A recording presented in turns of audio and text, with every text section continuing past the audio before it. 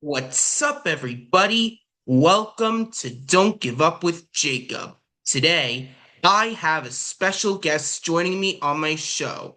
Not only that, but she is also a business investor. So please give a warm welcome to Angela Marie D'Antonio. Very nice. Thank you. I'm happy to be here. What's up, Angela? Welcome to my show. I'm so glad you could be here today. I'm glad to be here as well. This is awesome. All right, so I have a couple of questions to ask you. You ready? Sure, let's go. All right, so first up, I'm going to ask you, what do you do for an everyday living?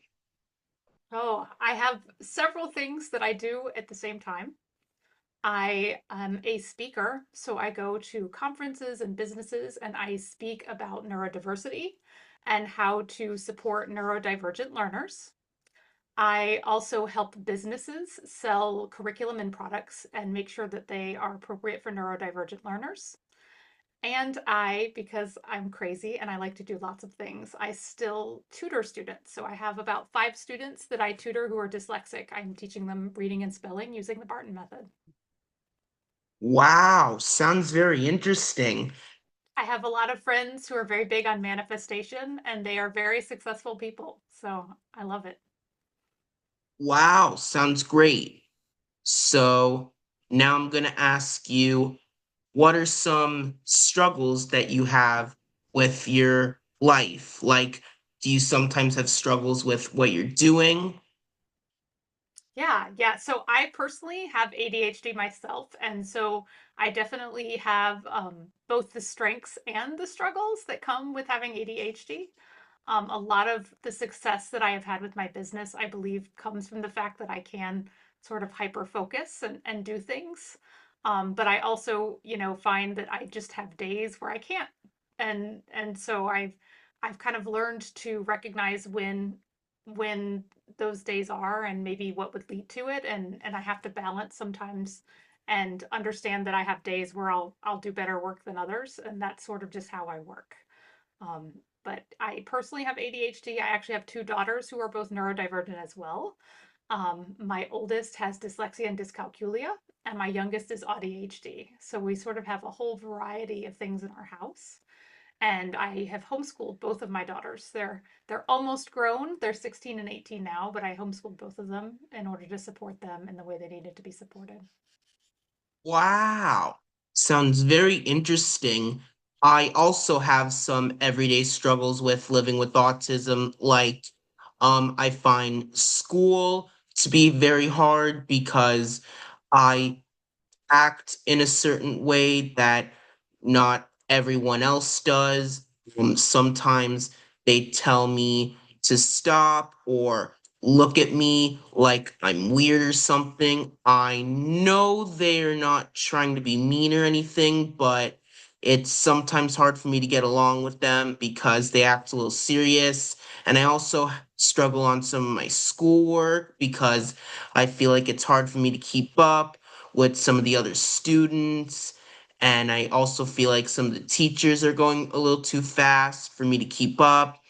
And I also find some of my teachers a little bit serious, but like some of the other students, I know they're not trying to be mean, but they're just helping me learn and grow.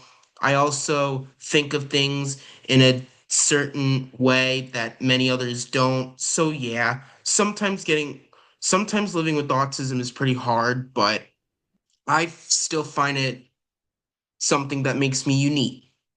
Yeah. The older I get, the more I realize the most interesting people that I've come across in my life are usually considered weird in some way or another. Wow, sounds very interesting. So, speaking of your 2 daughters, I want to ask you, how does living with your neurodiverse children affect you? Like, how does it make you feel? Oh, honestly, it is what makes them different and interesting.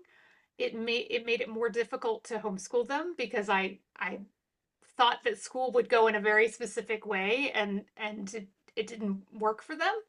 And also something that worked with one of my daughters wouldn't work with the other. So there was always kind of a learning how to be more flexible, learning how to listen to them and what they needed and what they wanted to do.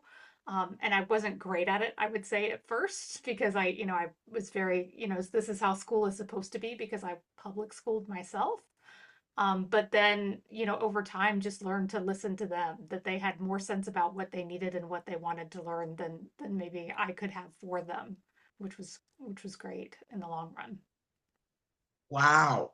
Definitely sounds very interesting. And speaking of being homeschooled, I found being homeschooled very difficult for me back in the pandemic years.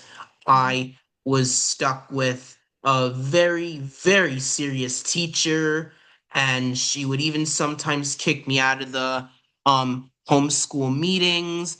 Like, I have no idea what I even did wrong, but I definitely found my teacher to be a little bit serious, and I also had some very hard work that I had to do on my laptop, Hmm. unlike in normal school where I just do it in my classroom. So yeah, that was pretty hard for me. Yeah. Were you schooling just like at home through the school that you're in, or did you actually do something different during that period? I was actually doing homeschool like your daughters do. I Okay. went to a certain school online. Uh-huh. Interesting. That's interesting.